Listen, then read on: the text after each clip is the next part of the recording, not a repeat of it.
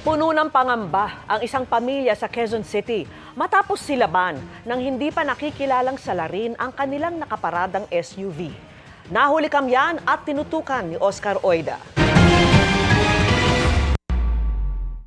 Tanging CCTV ang saksi pasado 1:30 na madaling araw kahapon nang may humintong motor sa tabi ng isang nakaparadang SUV sa barangay Maharlika, Quezon City.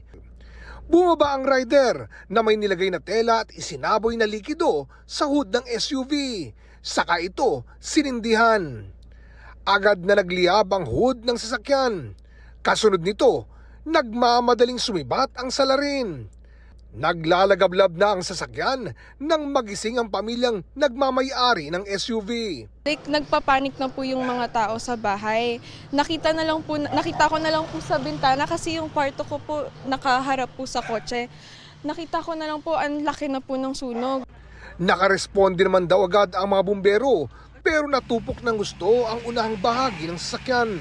Ayon sa pamilya, clueless daw sila sa kung sino ang maaring gumawa nito sa kanila. Wala naman po kaming kaaway. Wala po kaming maisip na kung sino pwedeng gumawa kasi tahimik naman po kami. And wala naman po kaming nakakaaway sa daan na pwedeng posible. Wala naman po. Kaya di raw nila maiwasang mangamba. Sobrang natatakot po at natrauma na po kami ng pamilya ko. Baka po kasing pwede po kaming balikan, baka ulitin po, baka mamaya yung bahay naman po yung sunugin. So sobrang natatakot po kami ng pamilya ko. We don't feel safe po ngayon.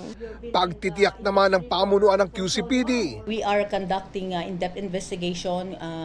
Nagsasagawa na rin yung ating mga tracker team sa pag-review ng mga CCTV footage sa lugar, backtracking and forward tracking para po matukoy ang suspect at the same time yung kanyang sinakyang motorsiklo. Handa rin daw nilang bigyan ng security ang mga biktima kung kinakailangan. Tayo naman po ay nakahandang magbigay ng assistance dito sa ating kababayan na kumbaga yung fear ay nandoon. So meron din po tayong desk na mag-assist sa kanila at kung kinakailangan na patuloy natin itong palagyan ng yung ating patrolling area na para po maging safe din yung ating mga kababayan in order for them to feel safe. Para sa GMA Integrated News, Oscar Oida, nakatutok, 24 oras.